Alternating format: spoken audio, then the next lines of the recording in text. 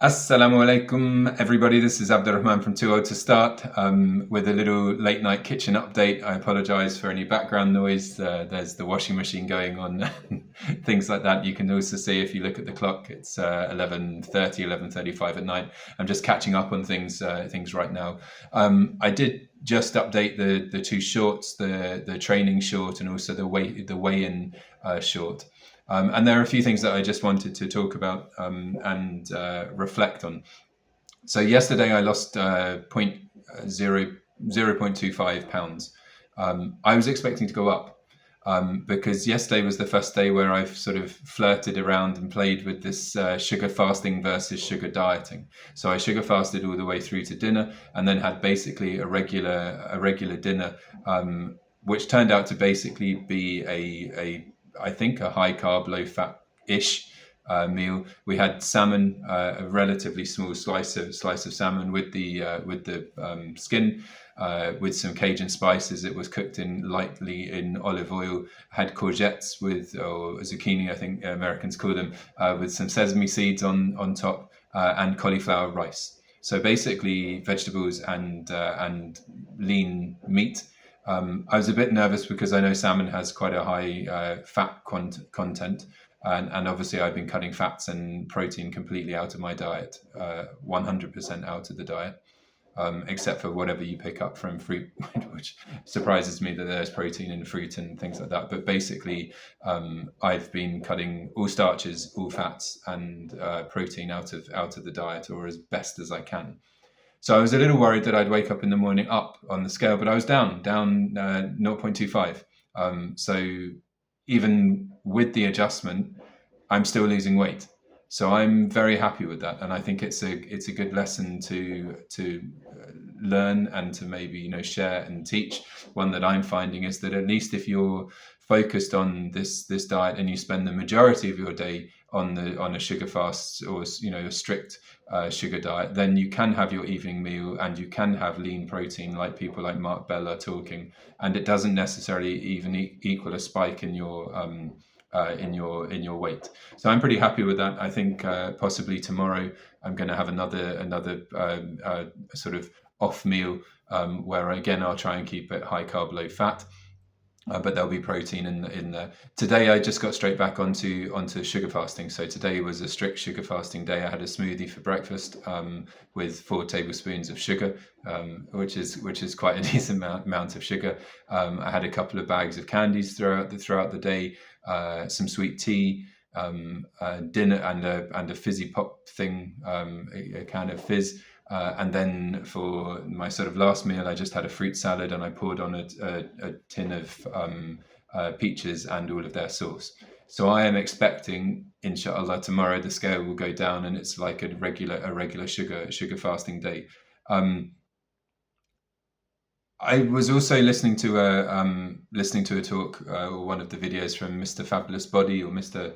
Body Fabulous, the New Yorker guy, a little bit older than me, doing great things and really having embraced this sugar fast, sugar diet. He's now at basically his target weight, and now he's sort of working out how to sustain it. He does really good videos. I strongly suggest people check them out. One of the things he was talking about is that he's saying he's the only guy saying that it's about calories, and he's not, because I've been saying that a few times. It's interesting to think about this. You've got some people like Mark Bell and Cole talking about increasing the furnace from this and generating a really fast metabolism. And a lot of the guys are already lean. So I don't know what's going on, a little bit like Mr. Fabulous Body. I think people like me are losing weight because we're in a calorie deficit. And I think that maybe the metabolism is getting revved up and cooking a bit more. But the law of thermodynamics and all of this stuff, everybody knows there is something to calories in, calories out. And with this sugar diet, if you're sensible and you're basically having 3 squares, as Cole calls it, you're focusing it on fruit, or even if you're having the candies, you're sort of having them within some element of moderation until you're full or satisfied. And I'm not a big fan of being stuffed full. I've realized as I'm sugar fasting that I'm getting much better at just being kind of full enough. You're getting that sense of, which I never had before on other diets, which I think is the fat sort of tricking your mind. But just having enough is something I think I'm learning through the sugar fasting. But I think when you do that, if you look at it, like I'm just short of 6 foot, and the Mr. Fabulous Body guy was saying that he's 6'2".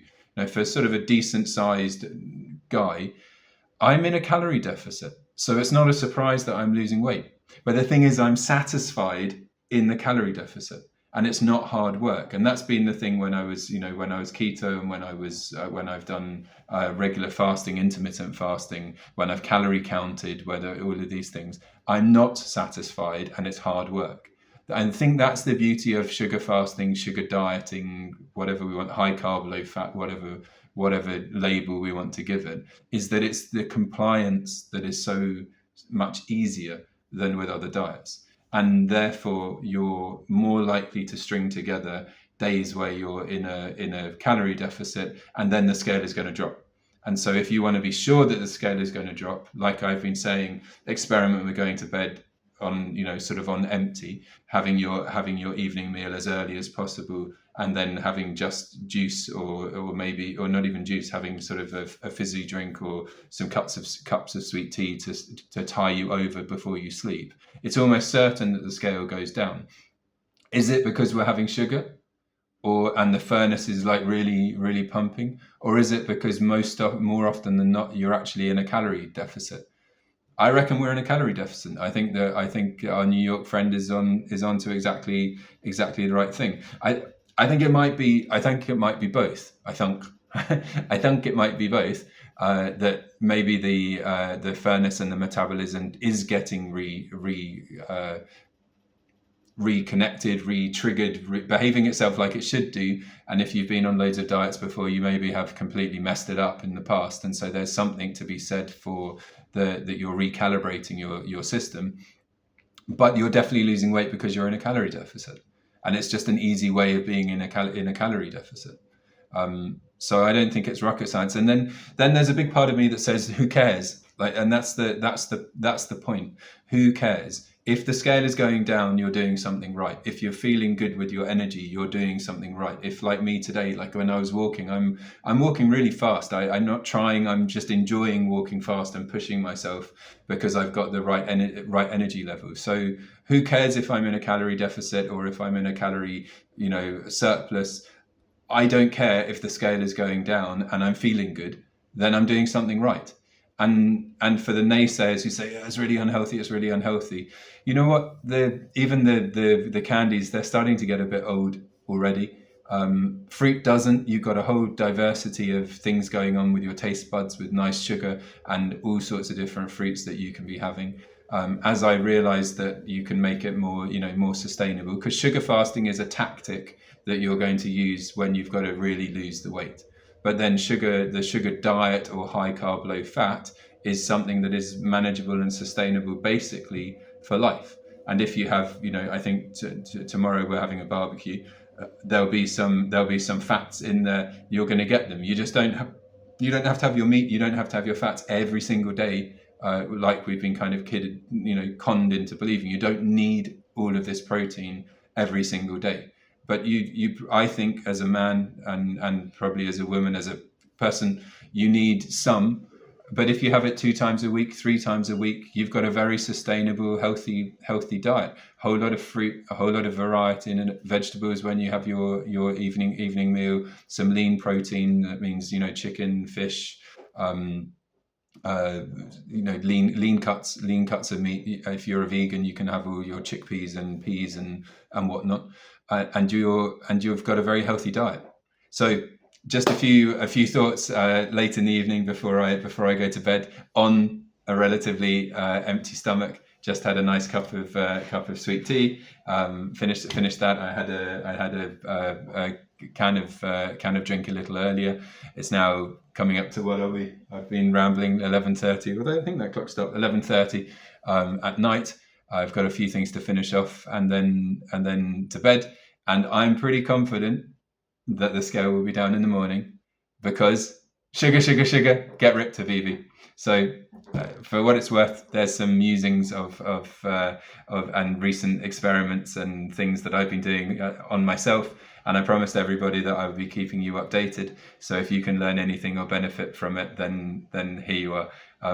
I always love if I get comments. I got a really nice one the other day that I've been helping someone out. So, and a channel that he's been looking for. So if you've got any comments, ask me. I'll try and answer them in the comments, and I'll probably do a video about it if it's of benefit to more people.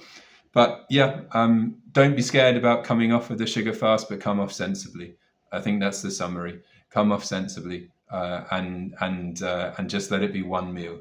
Don't go crazy like I did with the airport thing, where I messed everything up. Have one meal off, and then get straight back onto this, the sugar fasting approach. And I don't think you'll have more than a stool at most for a day. And then guess what? The scale will carry on doing its thing. If you've got weight to lose, you'll be losing weight.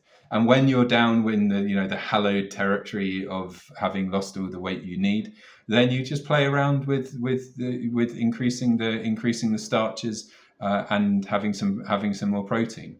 It sounds like a great way to live, a healthy way to live, one full of energy and vibrancy, which is what I think we all want, isn't it? So anyway, sugar, get ripped, Habibi.